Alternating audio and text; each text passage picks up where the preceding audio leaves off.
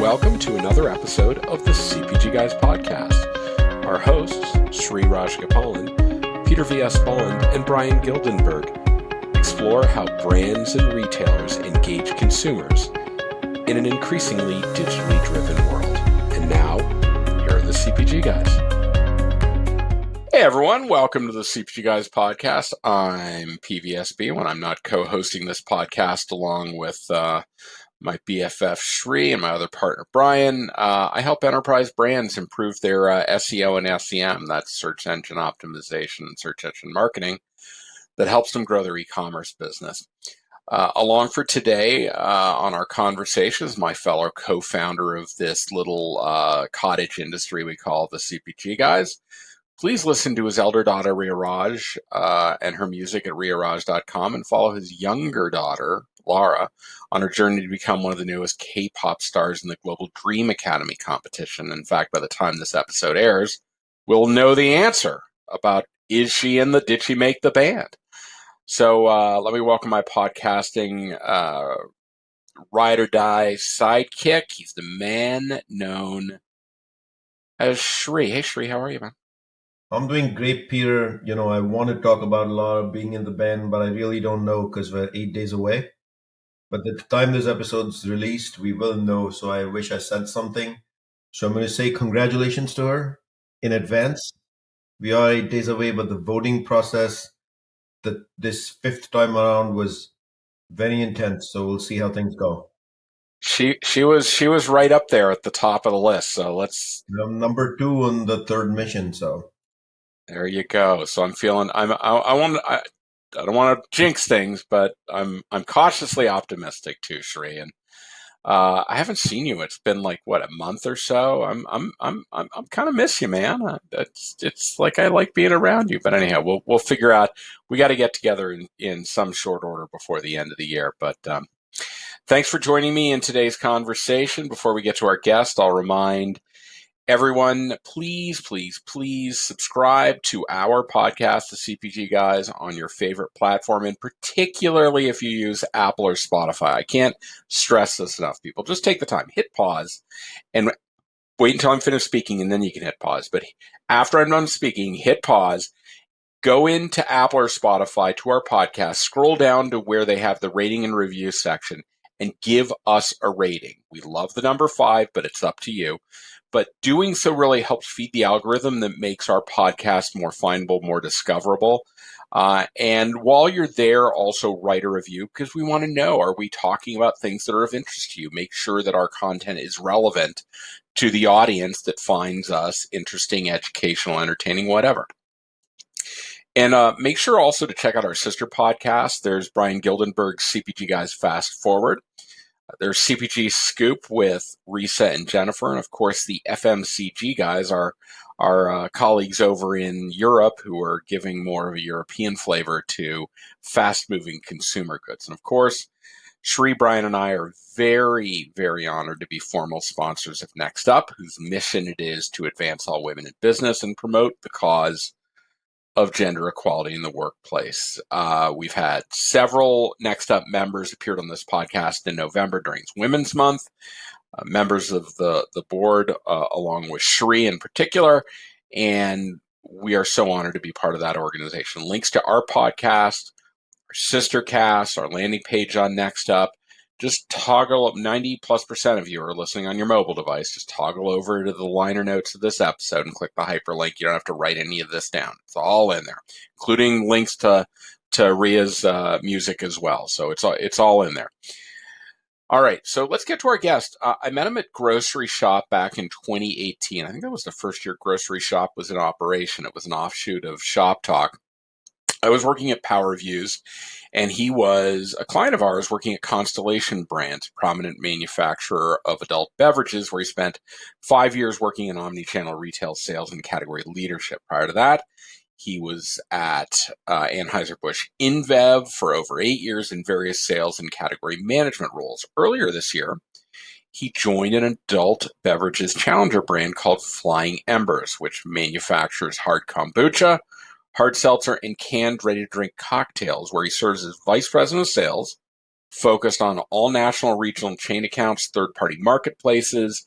He's also involved in B2B strategy and all omni-channel retail activities across the total U.S. Please join me in welcoming to the podcast my friend Ben Galvin. Ben, hey, how are you? Welcome. Hey, guys, thanks for having me today. Thank you very much. I'm looking forward to being here and having a great conversation with you guys as we can talk a little bit about challenger brands, as well as, of course, continue to add more beverage alcohol CPG people to your podcast. Well, thank you, Ben. We love to do exactly that. It's such a fascinating niche within the consumer packaged goods world, which comes with its own constraints, restrictions, challenges, but also opportunities. So it's great to have you here. Hey, before we get to uh, the question Sri and I have prepared for us, why don't you give us an overview of Flying Embers? What's kind of the origin story behind this rather fascinating brand name and how it's come to be? Yeah, absolutely. So we were founded in by a group led by Bill Moses, who founded Kavita, a non-alcoholic kombucha. And in 2017, the Thomas fires really threatened the Ventura County in Southern California area. And from that, if you think about the wildfires, the flying embers that come off of a wildfire really inspired him to come up with a hard kombucha brand that gives back to the community. So he's established a nonprofit arm, the Embers Foundation, which addresses firefighters, first responders, and community needs nationwide. And 1% of our annual revenue goes back to benefit first responders. We have partners such as the California Fire Foundation, as well as a number of other fire and first responding companies. But as you mentioned, we are a family of brands: hard kombucha, hard seltzer, and fermented cocktails. The focus has really been around hard kombucha across the industry. We really rode the wave in 2019 and 20 of the growth of hard kombucha, adapted to the consumer trends as hard seltzer then took off in 2021 and early 22. And now flavored malt cocktails seem to continue to see the growth, as well as a lot of the consumer interest, full flavored, but higher ABV, such as a margarita. You recently had the Tropicana CEO, Monica, on your podcast, and she talked a lot about the different products that they have with real fruit juice. Well, that's a point of differentiation that we have here at Flying Embers. All of our products are made with real fruit juice. We're all certified organic. We're gluten-free. We're vegan, keto. All of our products only have 1 gram of sugar, 1 carb, and we have higher ABV. Our margaritas have 10% ABV. The unique component of how Bill and the founders built Flying Embers as well is in our USDA organic facility in Southern California, we have a largely reduced carbon footprint, as well as 98% of our packaging materials are produced within about 400 miles of our facility. So we really have that kind of better for you alcohol brand, if you will, and really have led towards us having this higher ABV as well as higher quality products that we can offer the consumer. Thank you. That's such an interesting story, Ben. I can't wait to dig in a little bit more. But for our audience, if you toggle over the digital liner notes of the episode, we're going to include links to Ben's LinkedIn profile, Flying Embers LinkedIn page, and of course the website for listeners to learn more and find out where they can try out these interesting products that meet all of the criteria. It's great that you have a cause associated with the origin story, and there's a measure of sustainability that you're really putting into reducing the carbon footprint that your company produces as part of the manufacturing process. So, Ben, let's kick off and start where we usually start when we have new guests on the podcast. I'd love to, because I detailed a lot of the background you had from big companies you worked at. I'd love to hear from you. What were some of those pivotal roles in your career that helped you develop the skills that you're drawing upon to lead national account sales at Flying Embers?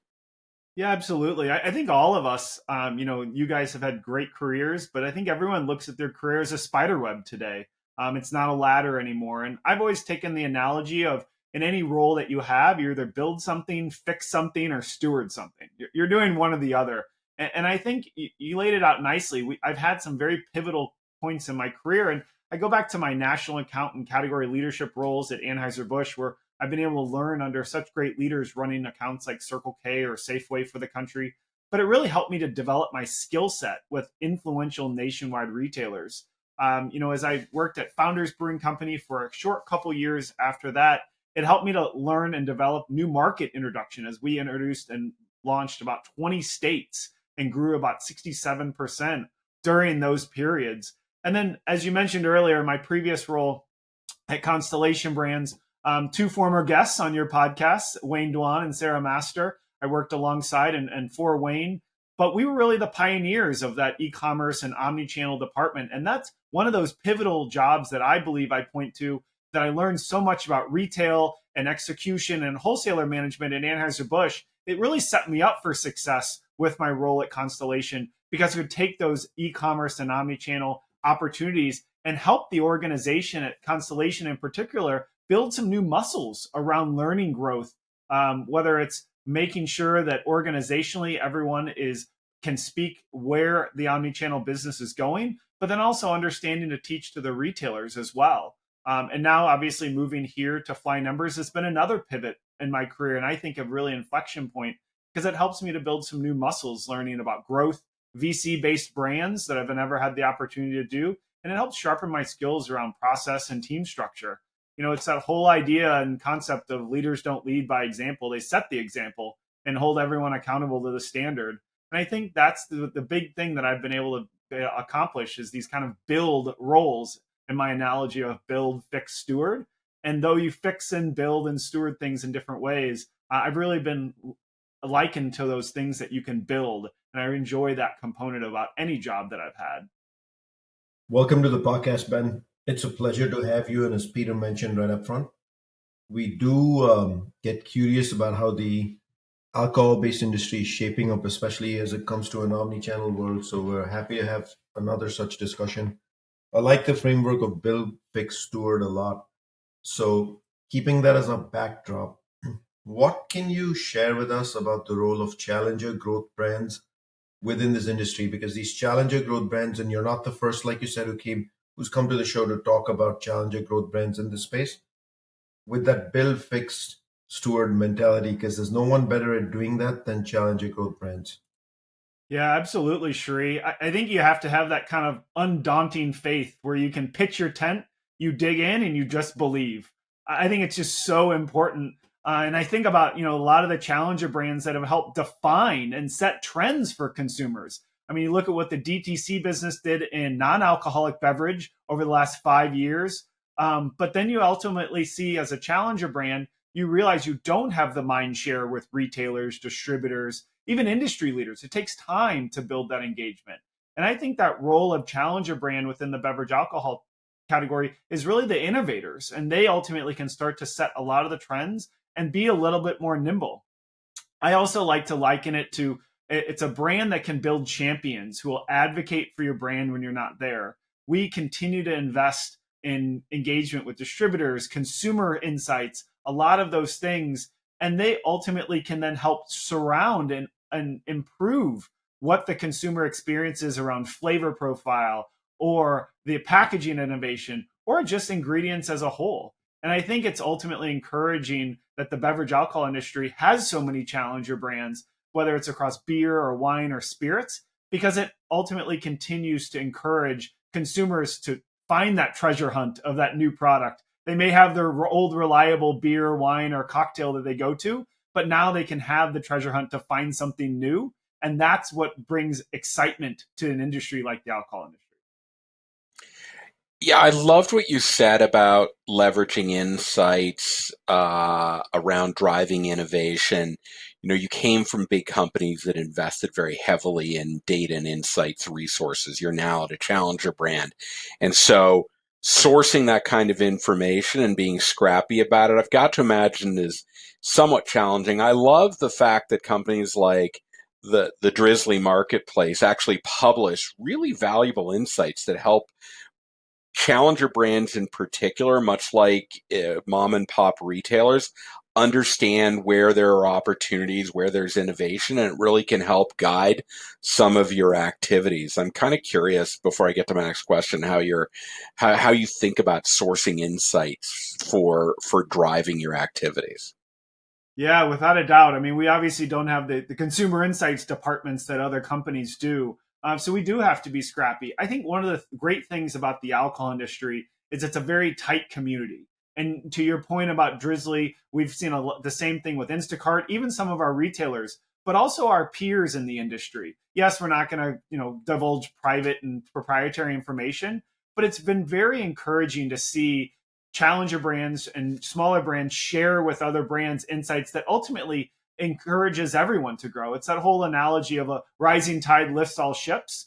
And so I think one of the big things in being a challenger brand is that we can be scrappy with what we're looking for, but we have to be very direct with what we're looking for as well. We can't take time looking at consumer demographics that maybe don't fit our loyal and core consumer. So we can be very prescriptive of exactly what we're looking for and go after that information and then act on it. It's not always the rocket science, of course, but it's that whole idea, Peter, to your point exactly, of we need to be a little bit scrappy to find exactly that core insight we're looking for and then run with it. So let me follow up a little bit on what Sheree said around the role of a challenger brand. More specifically, help us and our audience understand what is the importance of portfolio and flavor style evolution that's stemming from challenger brands and that role within retail. Like, what's new? What's kind of last year? Why are challenger brands more better positioned to I think you described innovate as a core capability, but I'd really like you to dig into that a little more. Yeah, I mean, it's what's the new news. That's what everybody wants to find, and that's what everybody wants to see. Alcohol is such an emotional connection to so many people. We're not going to be the brands that keep the distributor or the retailer's lights on, if you will, but we will be those exciting treasure hunt types of brands that make something grow. And that's where I think the mental awareness and product availability of new to world or new to market brands, it really builds on the brand's health and credibility to build momentum for evolution. Take a perfect example of what you're seeing in the hard seltzer space as some of those brands move into higher ABV, lower carbonation. Again, the brands still have a large base of loyal consumers, but they're innovating in different ways. And I think you can see the same thing with challenger brands, brands that ultimately continue to ride the wave where they see fit. But it's really important that they are that influential as well as incremental purchase that retailers depend on from a profitability standpoint, because a lot of us from a brand standpoint are more profitable than some of the bigger brands. We don't have the elasticity or non-elasticity that the consumer expects when it comes to price. So they're willing to pay a little bit more, especially if the ingredients are there. And that profitability is a very important component when you talk about smaller brands because of the trial and error component, but it's also the important component of building a basket that's more profitable. And we all know retailers are looking for that today. Ben, that lack of elasticity, no elasticity, however we wish to define it, it's got to be a huge advantage, I got to imagine, for you and for Flying Embers, especially in that test and trial mode. Yeah, it certainly is true. And is that giving you the ability to kind of reinvest in innovation? Yeah, it certainly is, Sri. You're exactly right. It's given us the affordability, but the right to ultimately continue to innovate. It also, because of the high quality of ingredients that we put into our products, and again, matching price with some of the main competitors, we don't price ourselves above the Trulies or Mike's or Cayman Jack. We're priced right alongside with them, despite our higher quality of ingredients and higher ABV. But it does give us the ability to innovate a little more agile, as well as listen to the retailers on what they want to see within their market. So we see that as a huge advantage going forward, especially when it comes to innovation and package innovation like single serve. So I got to imagine some of the packaging innovation, single serve, that's a direct outcome of focusing on consumer preference and how it's changed over COVID. I think we all know that the alcohol, beverage, spirits category is trending much higher than it ever did in this COVID and post-COVID environment. And then how do you personally and how does Flying Embers discover new alcoholic beverages so y'all can also learn from? So it's a two-part question, right? I'll repeat it. The first one is, how has consumer preferences changed now? And the second part is how are you and Flying Embers learning to keep pace? Yeah, consumer preferences have changed a lot. I mean, you think about during COVID was the influx of the millennials and Gen Z being the largest LDA consumer base, where the baby boomers again continued to get older. So from an LDA consumer standpoint, we're a generation that grew up with Kool-Aid and high C. So we're looking for flavor in everything that we drink. And I think the flock to familiarity hasn't changed, but focusing on those consumer preferences is something that is so important. And that sense of curiosity and flavor exploration has been something that everyone's looking for while still promoting a healthy lifestyle. With regards to the how and where the Flying Embers is looking for consumers to discover new products, we're ultimately being a nationwide distributed brand.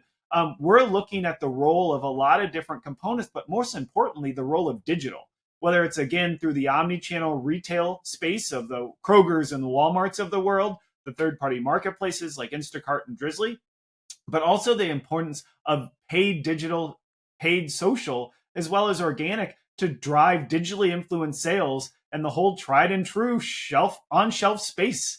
You know, just like everything, the consumer may do their research on their mobile phone, but they'll still walk into the stores. And the how and the where you can discover new products is really happening in that environment. So it's important to make sure you're continually utilizing your digital footprint to influence the consumer, even though they may go into walk into stores. And that's where the role and the power of digital influence sales come from. And so I know we're going to talk to you about retail media later, so I'll wait for that question. But however, I do want to ask you about content. Peter and I've always believed to the day the product detail page and the quality of the content just has some outcome on the SEO, but more importantly on how the consumer tends to buy product. How does Flying Embers focus on content? And then do you guys have a ecosystem and a mechanism for as you create new innovation, you tend to prioritize content? Yeah, it's a great point. And like a lot of challenger brands don't always focus on that. We've been very fortunate to have some leaders in our organization that have been very forward when it comes to quality as well as content management. We have just rebranded a lot of our packaging and a lot of our content over the last 6 months that will be rolling out this fall and into next year. And so we've prioritized that due to some of the leaders in our organization around making sure the content is there, but then also ensuring that think of it as the architecture or the infrastructure is set up to be able to get the content out there. We recently signed an agreement with Salsify to stand up our own PIM, but then we also have a wonderful in-house team of very creative and talented individuals that can create not just organic content, but then ultimately systematic content that we can take out to retailers as well. And that includes what we can put on the PDP that completely mirrors what we're putting in our paid or organic social. But I'm here with you 100%, Shri. I don't think enough brands focus on content because though it does help with SEO, it really helps with the consumer perception of what that brand represents, even though it may be a platform like Instagram where you can't even buy beverage alcohol because of the laws. But those influences are still real. Hey, Ben, you threw out a couple of acronyms. I want to make sure we bring our audience along. We already talked about SEO and SEM at the beginning, and you mentioned the PDP, the product detail page, but you also used the term PIM in referencing Salsify. You want to describe to our audience what a PIM is? Sure. So it's really important to think about as an organization that you really want to make sure that you're having the opportunity to stand up certain things within an organization that can connect to a retailer. So a PIM is a product information management. Think of it as a tool that helps manage data required for marketing and sale of your brands to retailers. And so it gives us the ability to structurally take our content from our marketing team and get it to retailers like in a PDP. Yeah, perfect. That is exactly what I wanted to make sure our audience understood. Every retailer has its own particular nuances to what they like on the page, and Salsify is going to help you make sure that your content is right for retailer A and the content is right for retailer B and retailer C. So that's really good. Right. And the value that comes in the alcohol industry is we can't pay for a lot because of the Tied House laws. The restrictions on alcohol to pay for things with retailers. But because content like this is free and not seen as a thing of value, it's a very powerful tool that we can ultimately give to the retailers for nothing. I want to remind our audience that today Shri and I are speaking with Ben Galvin. He's the VP of Sales for National Accounts at Flying Embers.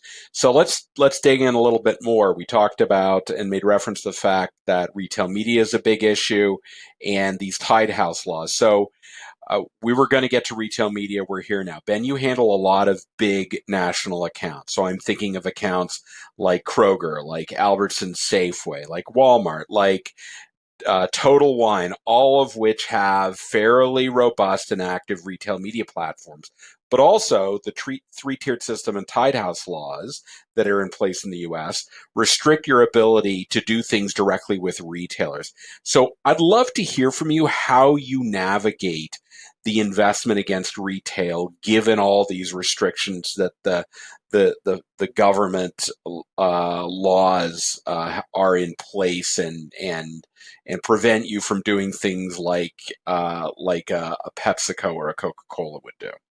Yeah, I mean, it's certainly continued to be a volatile and ever moving space for the beverage alcohol category.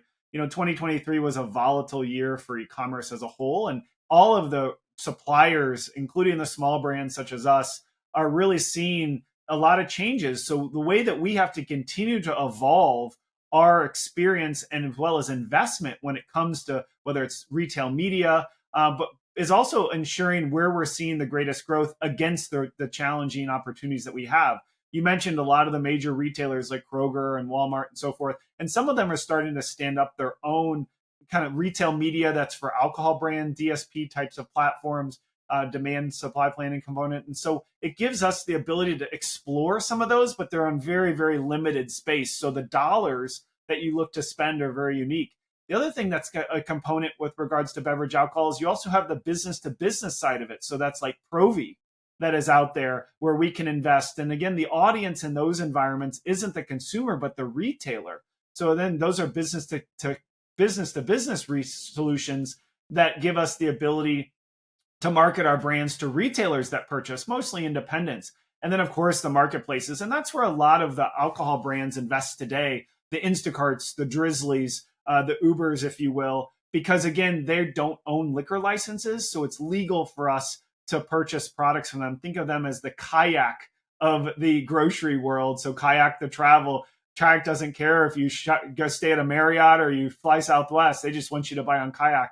Instacart's the same way. They have obviously such a food court of grocery retailers, and that gives us the ability to influence and have some solutions there.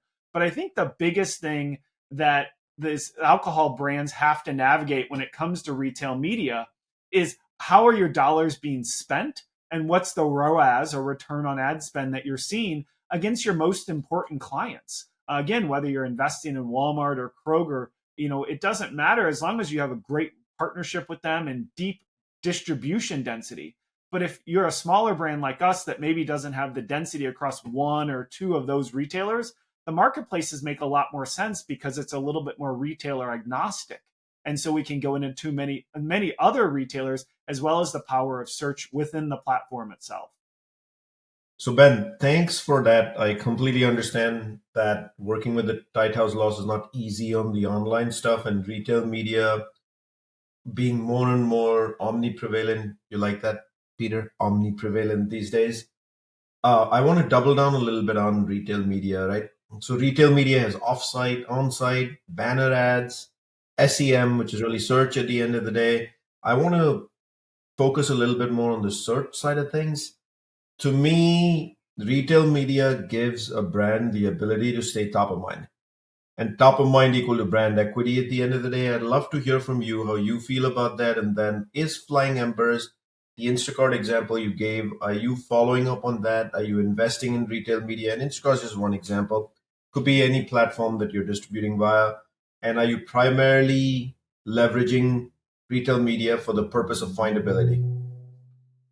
Yeah, absolutely. I think, one of the big advantages that a lot of brands such as our size and our scale and scope is a lot of retail media gives us the ability to get deeper with our reach and our findability. I say a lot of challenger brands have that mental awareness problem as well as product availability. And with that, us at Flying Embers and a lot of our peers are really leaning into the search component of our products because we realized that the loyal consumers of Flying Embers, for instance, are already searching our name.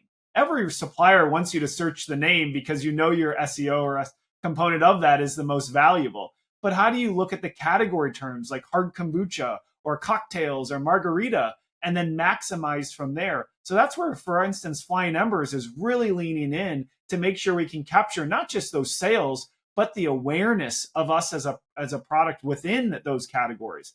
And at the end of the day, Shri, every dollar counts and is measured in our world.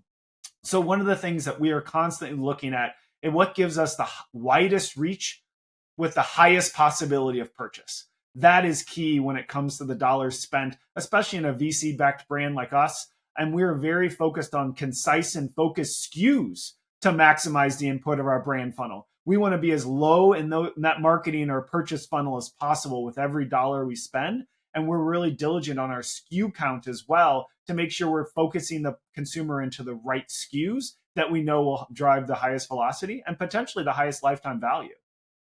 So Ben, last question on retail media. How are the tactics that you're trying to employ around retail media woven into overall trade marketing and budgeting for, I guess, for not only for Flying Embers, but generally speaking for alcohol beverage brands, regardless of size? Sure love to hear your thoughts on this. Yeah, it's important. And you think about the CPG world or the beverage world, the world has certainly changed with regards to the acumen and skill sets that we all need. I really believe that we live in a world where all leaders need to have an omni-channel aptitude and skill set.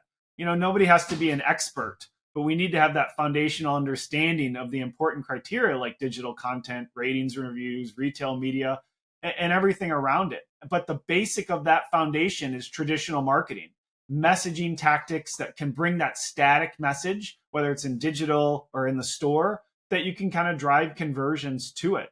And again, not everyone is going to have the same budgets. Not everyone's going to have the same initiatives.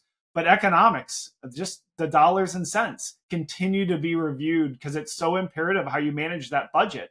And you mentioned the word trade marketing. Peter, trade marketing means a lot of things these days. And it's not just what you point of sale you put in the store. Trade marketing can also mean how you're coming to market digitally. It really is one budget anymore. And then how you then use those dollars in store, online, and in other different funnel tactics. So the world has certainly changed, but because the consumers had us and made all of us brands move that way. You're 100% right. In at the end of the day, trade marketing, things have to come together at the end of the day, because whether it's I would say a trade spend dollar or marketing dollar, consumer dollar, or a promotional dollar, at the end of the day, they're going into the same consumer's household at the end of the day, and you're trying to acquire more households into your brands at the end of the day. I know Peter promised that would be the last question on retail media, but I wasn't done yet, so I hope it's okay. I am curious whether, with the environment of Tight House, doing offsite media in retail media networks is even an option in the first place.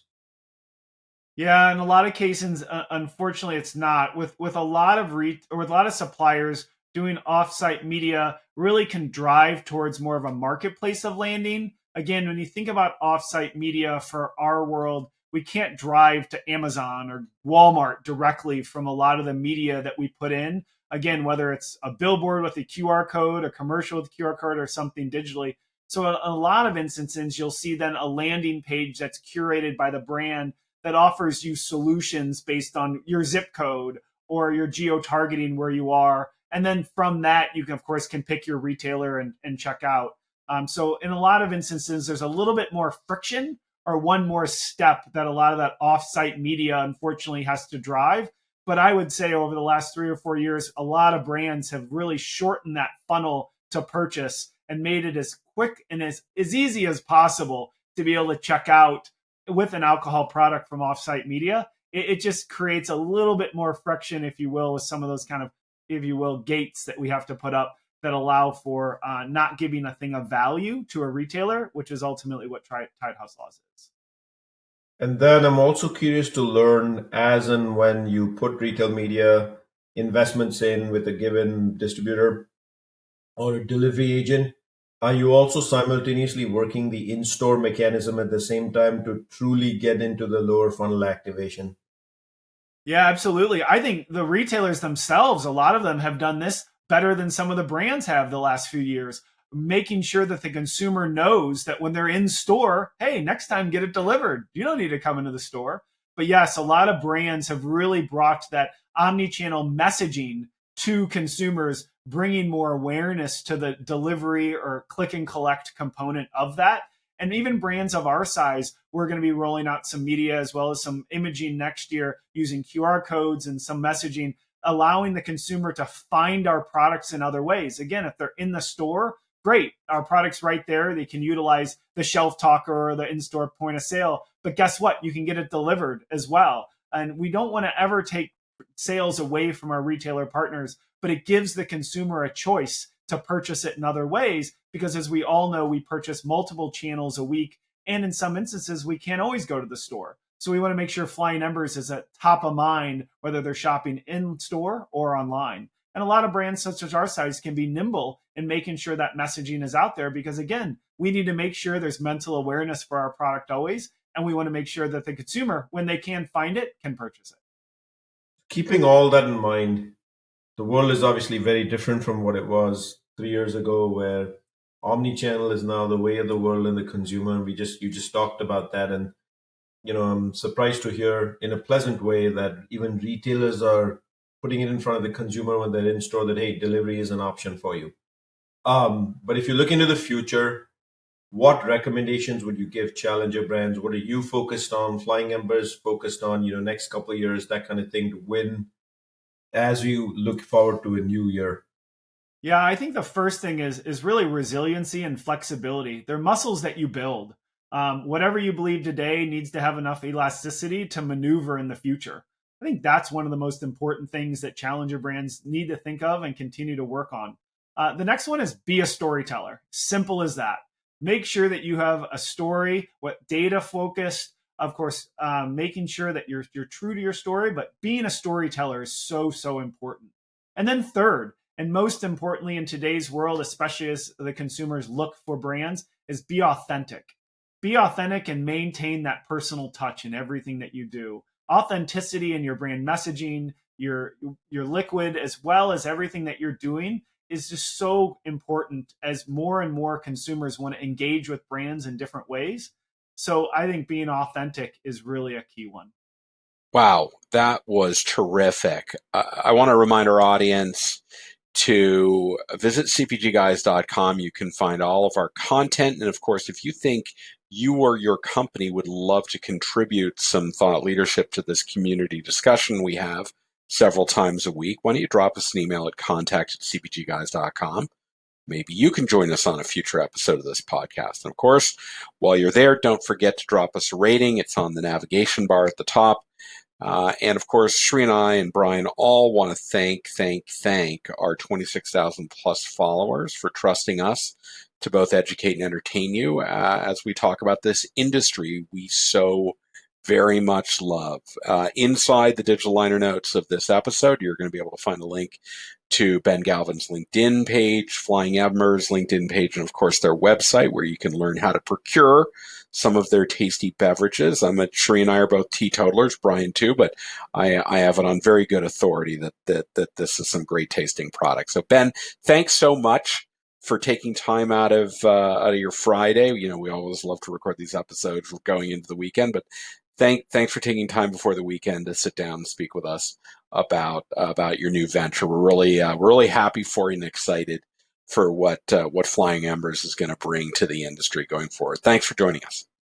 Yeah, thank you guys. I just want to also thank both of you, because I really think that, and commend you both, because you use your CPG Guys platform, your personal platforms to promote and build a community. That's what being a challenger brands means. And it's all about lifting others and building a stronger community. And I truly believe that's what the purpose of what the CPG Guys universe is. And I just wanted to commend you for that, because I think it's certainly spectacular. Thank you, Ben. Hey, Shree, we're a challenger brand. What do you know? Who knew? This is awesome. That's funny. You're trying to be funny today, just like I did with the omnipresent. Well done. Well done. Funny, haha. But Shri, thanks. Let me turn to you because I know there were some really great nuggets that Ben shared with us today. Why don't you share with our audience some of the things that really resonated with you? First, I want to thank Ben for recognizing that we are indeed building a community. That's very generous and kind of you to say that. Our mission here on the CPG guys has always been education from day one. Peter and I have been lucky enough. We started with as hardcore in-store careers as life could have possibly had, working with data insights from day one. And then we were lucky enough that very early when the world was shifting to omni-channel, we got into the e-commerce world. So we want to make sure for those that didn't get that benefit, we're passing on all the education and knowledge as we can. Just as equal to us as gender equality, and that's why we are actual partners with Next Up, as you know. So let me summarize our learnings from what Ben had to share with us today. So right up front, when Ben said, "Look, we've got the Embers Fund, which is 1% going back to California first responders," that means a lot, and I think it actually separates challenger startup. I don't like the word of challenger brands anymore because once you're in distribution inside a store, even if you've got one facing, you're no longer a challenger because you worked your way into convincing a merchant that you belong. So congratulations on that. But it matters a lot that the 1% ecosystem has been set up to give back, and it's not on profit. If I heard you correctly, it's on annual revenue. Is that correct, Ben? Yeah, 1% of our annual revenue goes to our nonprofit Embers Foundation that we set up. That's correct. That's a big one.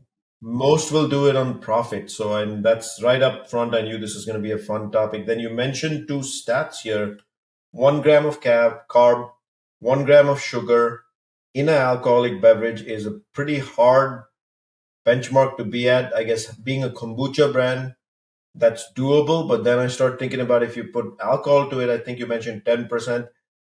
Maintaining 1 gram of sugar cannot be easy. So, congratulations on getting a formula to be able to do that. And then we started chatting about careers, spider webs, not ladders. And you yourself, the training you had of new market introductions on how important that is. And that's exactly why you're doing this for private equity now. As I mentioned, Peter and I had the luxury of being pioneers of e-com. Sounds like you two did. And a lot of that came from the omni-channel role and the ability to execute omni-channel at AB and Web and then Constellation Brands. You gave us the framework of build, fix, steward, which allows challenger brands to be innovators in the category and create that treasure hunt mentality, which brings excitement. And a lot of that is just like any large brand is also leverage on insights. It might be a common misconception to believe large brands have access to unlimited amounts of data and can do that, but small brands start right there with market analysis at the end of the day. Challenger brands also tend to be much more prescriptive. They focus on deploying an idea versus vanilla brands of versus vanilla darts that a large brand might throw out into the marketplace. But you also talked about how you're not as challenged by elasticity, or you're benefiting from a lack of elasticity, which drives a lot of trials. And it's of course your job after you get the trial to make sure there's a repeat. And to some extent, consumer preferences that have been shaped over COVID are helping. You pointed out the Gen X one, that they've actually come into this category in a big way because they like flavors. You mentioned the Kool-Aid generation. I found that funny, but in a strange way, as funny as it is, that does make sense. And the sense for curiosity and flavor exploration now actually exists. And prior to moving to alcohol-free world, I did move to cocktails exclusively from wine, and that was coming from the curiosity of flavor exploration.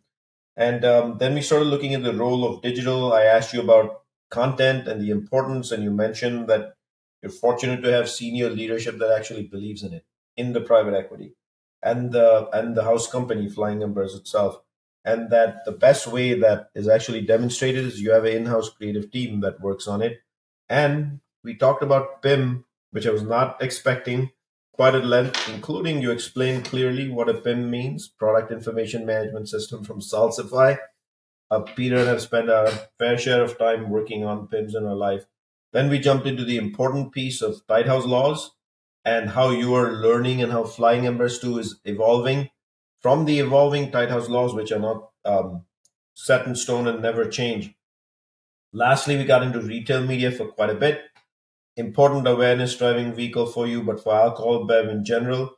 But one of the advantages or one of the focus areas you have by being deeply engaged on outcomes as opposed to just the upper funnel is your very lower funnel focus, and you measure the word that I love to hear from brands that I rarely do, LTV, or long term value of the consumer. High velocity is good, but if you don't get repeat, it's useless. But y'all are focused on both. And then we asked you about in store, and you did mention how nowadays in the alcohol bev category, even in store, the use of QR codes, etc., started to get more prevalent, and consumers are now being made aware that hey, you have a choice to get this delivered if you want. Lastly, we asked you for advice for other brands, for those listening in, marketers, and you talked about building muscles of resiliency is the number one important of a virtue. I would say that anything in life, I can't agree more that if you can't be resilient and patient, don't engage. And then you use the word storyteller, but storyteller with a data focus and maintain your authenticity and a personal touch. Those statements you made could be good career advice for anybody, I'd argue, not just for the alcohol bev sector. That's a wrap. Thank you, Shri, for that summary. I thought you did a great job. And again, Ben, thanks for joining us. To our audience, we're greatly appreciative, as I mentioned earlier, that you trust us to educate and entertain you. We'll talk to you on the next episode of the CPG Guys podcast. Goodbye.